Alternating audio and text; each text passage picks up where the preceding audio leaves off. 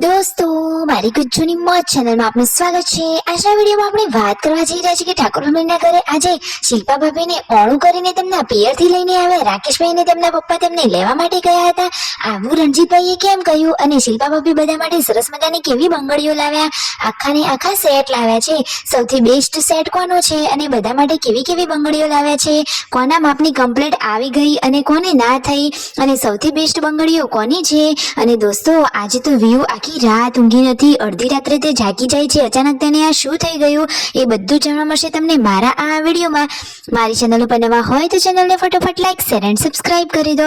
Full video in life of Thakor channel દોસ્તો ફૂલ વિડીયોની link ડિસ્ક્રિપ્શનમાં મૂકેલી જ છે, ત્યાં જઈને તમે આખો વિડીયો વોચ કરી શકો છો। આવી ટૂંકી ટચુકડી લાઈવ લેટેસ્ટ ટ્રેન્ડિંગ માહિતી મેળવવા માટે કરી દો મારી ચેનલને ફટાફટ સબસ્ક્રાઇબ। તો ચાલો દોસ્તો, હવે વધારે રાહ ન જોડાવતા આપણે વિડીયોની શરૂઆત કરી દઈએ છીએ। તો દોસ્તો જુઓ, પૂનમ ભાભી તો આજે વહેલા રસોઈના કામમાં લાગી ગયા છે। તેઓ શેનું શાક બનાવી રહ્યા છે? આજે તો સરસ મજાનું બટાકા અને ટામેટાનું એકદમ ચટાકેદાર શાક બનાવ્યું છે। તો તેમના મમ્મી, પાર્વતી ભાભી, પૂનમ ભાભી બધા જ લોકો સાથે હવે જમવા બેસી ગયા છે। ને મિતાશને તો આ પાણી જોડે જ રમવું ગમે છે, એ તો આખો દિવસ ત્યાં જ ગયા કરે છે। જુઓ તો ખરા, અને સાસુ વહુ બધા જ લોકો કેટલા સાથે પ્રેમથી જમી રહ્યા છે। અને દોસ્તો, આજે તેમના ઘરે કોણ આવ્યું? આજે તો આવ્યા છે આ ઘરના ભાણાભાઈ એટલે કે તખાભાઈ। દોસ્તો જુઓ, તેઓ આવ્યા તો તેઓ તો આજે વિયુની નજર ઉતારશે। દોસ્તો, વિયુની ખબર નહીં કોની એવી નજર લાગી ગઈ છે, એનો તો સાવ ચહેરો જ ઉતરી ગયો છે અને તે અડધી રાત્રે જાગી જાય છે અને કહે છે કે મમ્મી ભૂત આવે છે, મને તો બીક લાગે છે।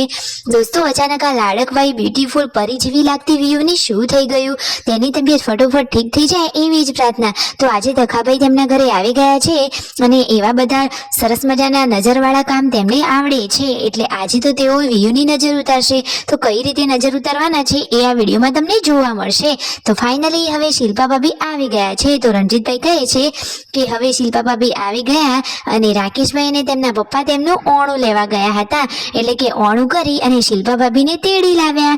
આ રીતે તેઓ મસ્તી કરી રહ્યા હતા। તો ફાઇનલી જુઓ, યશુ પણ આવી ગઈ અને તેના માથામાં તો હવે વાળ આવવા લાગ્યા છે।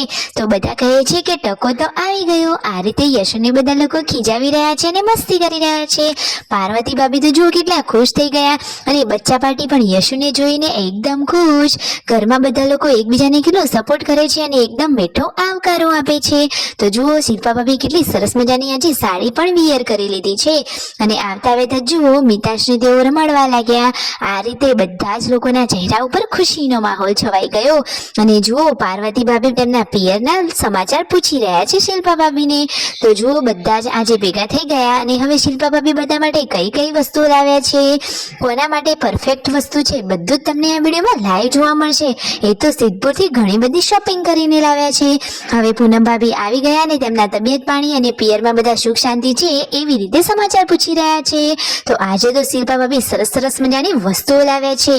એ વસ્તુઓ કઈ છે તમારે જોવી છે? હમણાં જ તમને આ વિડીયોમાં બતાવી દઈએ। અને વ્યૂ તો જુઓ એકદમ સાવ ઉતરી ગયેલા ચહેરા જેવી લાગે છે, એની તો તબિયત જ ઠીક નથી।